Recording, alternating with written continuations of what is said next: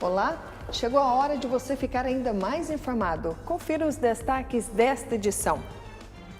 Radares voltam a operar em São José dos Campos. Taubaté ganha complexo habitacional. Para quem precisa fazer a transferência do título de eleitor, esse procedimento é só até abril. Governo federal anuncia que vai extinguir cargos da administração pública federal. E veja também. Para você que acha que semelhante atrai semelhante ou que os opostos se atraem, tem aí uma terceira linha, hein? Os opostos se distraem. A Jussara Souza está aqui para passar essa lição de vida que ela traduziu para um livro que vai ser lançado agora em Taubaté, na livraria Leitura. Acompanhe que a entrevista vale muito a pena. É melhor ser feliz do que ter razão. Já, já, aqui.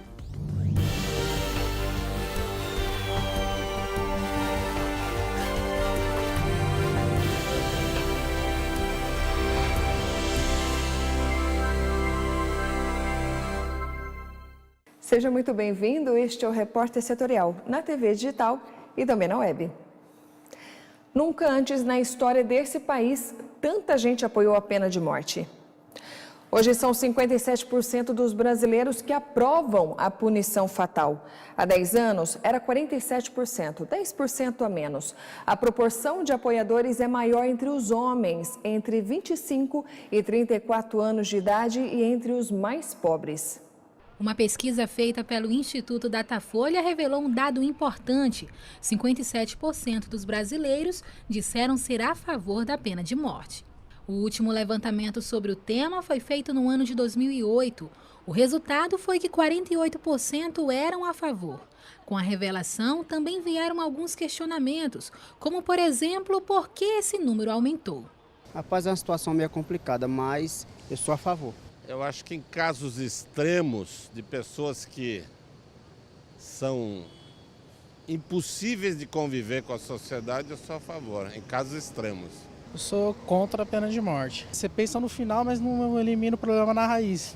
Porque a situação é impossível, está muito difícil tudo, a violência está crescendo a cada dia e as pessoas não veem outra saída a não ser a pena de morte, mas existem outras saídas sim. A pessoa tem que ser julgada, tem que ser punida, mas não com a pena de morte. Eu acho que ninguém tem direito de tirar a vida de ninguém.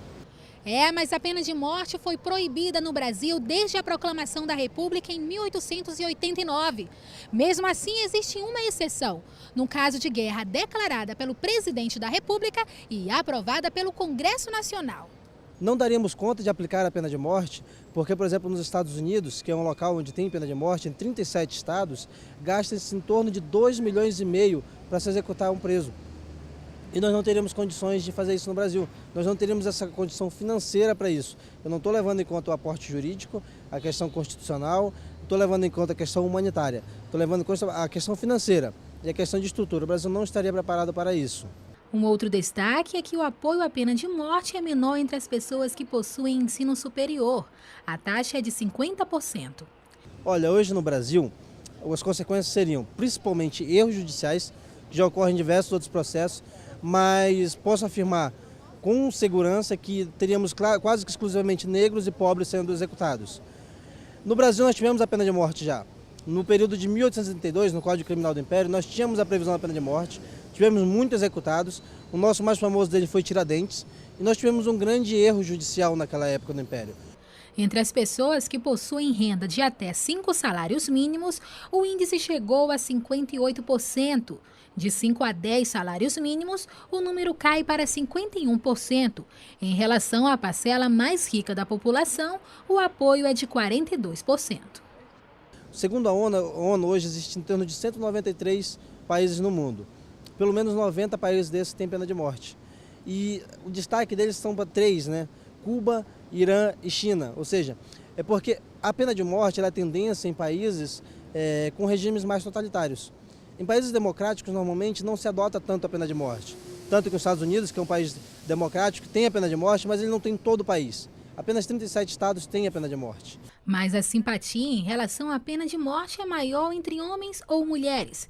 60% das pessoas ouvidas pelo Datafolha que apoiam a pena de morte são homens. Já entre as mulheres, essa porcentagem diminui para 54%. Quando a análise foi feita levando em consideração a religião ou a falta dela, os que mais defendem a punição são os católicos, com 63%, enquanto que 46% dos ateus se dizem contra a pena de morte. Nos Estados Unidos, por exemplo, de 1980 para cá, em torno de 87 presos deixaram de ser executados porque comprovaram erro judicial e conseguiram comprovar sua inocência. Então, veja, são pessoas que seriam inocentes que seriam executadas. Se nós fôssemos levar em conta a questão da sanha, do punitivismo, cada vez cresce mais, não só na sociedade brasileira, como em outras sociedades. Mais de 2 milhões de estudantes são atendidos pelo FIES, o Fundo de Financiamento Estudantil. Agora, a Federação Nacional das Escolas Particulares está recomendando às instituições de ensino superior a não aderirem ao programa. Segundo a federação, as novas regras do FIES exigem que as faculdades concedam contrapartidas elevadas. Para a instituição, isso torna o FIES inviável financeiramente e com risco de as faculdades particulares terem a gestão inviabilizada.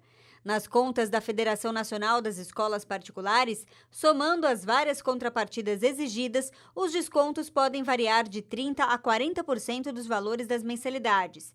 Entre as novas exigências do FIES, uma das mais criticadas é que determina que entre 10% e 25% da mensalidade seja revertida para o fundo garantidor do programa. A federação ainda argumenta que o fato das mensalidades atreladas ao FIES serem reajustadas somente por índices pré-determinados caracteriza outro grande problema. E a Secretaria de Educação de Taubaté pretende ampliar o número de vagas do ensino médio. Ao todo, devem ser mais de 100 novas vagas distribuídas no município. Além da Escola Municipal José Ezequiel de Souza, aqui de Taubaté, que vai oferecer mais de 200 vagas no ensino médio, a Secretaria de Educação vai ampliar essas vagas para outras unidades. Eu converso agora com a Rose Prado, que é supervisora da Secretaria de Educação. Quais são essas unidades que vão ampliar essas vagas? A escola sede está ampliando com 54 vagas para os alunos darem continuidade aos estudos, os alunos que são da escola de atletas. E também temos a escola Marlene Miranda, para dar continuidade aos alunos que são da zona rural, 75 vagas. Então, além dessas mais de 200, que são oferecidas todos os anos, quantas vagas a mais ao total? Aproximadamente 130 vagas a mais. Nós atendemos os alunos de acordo com a demanda deles e, assim, região. Eles têm que morar naquela região, como a própria lei diz. O que muda a partir de agora, Rose? A ampliação do ensino médio. Essa, vai vir, o ensino médio ele vai vir com nova proposta, inclusive do profissionalizante, que é uma coisa que nós também estamos estudando para poder atender esses alunos nossos, e isso vai auxiliar o aluno no seu desenvolvimento, no mercado de trabalho. Isso foi uma conquista? É uma conquista, uma grande conquista dos alunos, uma grande conquista. Obrigado, Rose, pelas informações. A gente segue com o repórter setorial. O governo federal anunciou que deseja extinguir alguns cargos da administração pública federal. São cargos que já estão vagos e, inclusive, de funções que não são exercidas. De acordo com o Ministério do Planejamento, a ideia é cortar gastos e evitar despesas futuras. A ideia de extinguir alguns cargos da administração pública foi anunciada em agosto do ano passado, mas só agora o governo federal formalizou a medida. No total, mais de 60 mil cargos que já estão vagos ou que dependeriam de novos concursos foram extintos.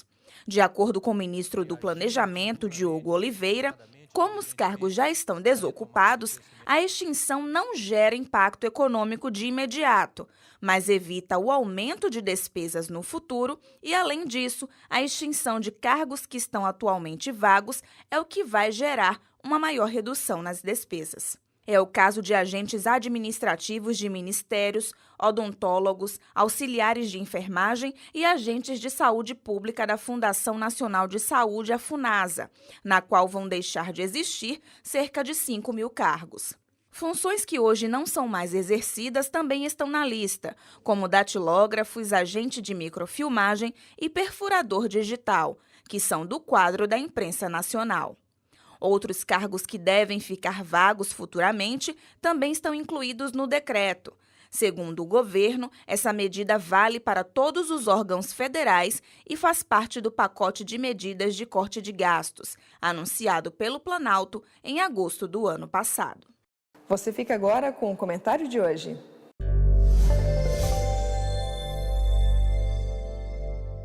Amigos, nessa vida de comentarista, a gente acaba recebendo várias sugestões de comentário e esse que faço hoje, inclusive, é atendimento com prazo certo.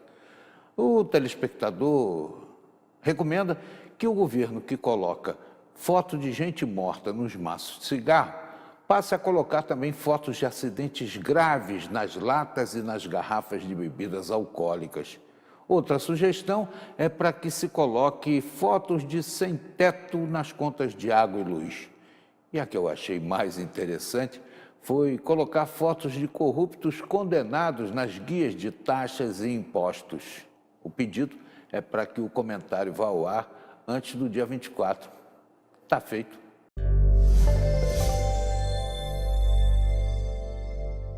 Veja a seguir, Taubaté ganha complexo habitacional.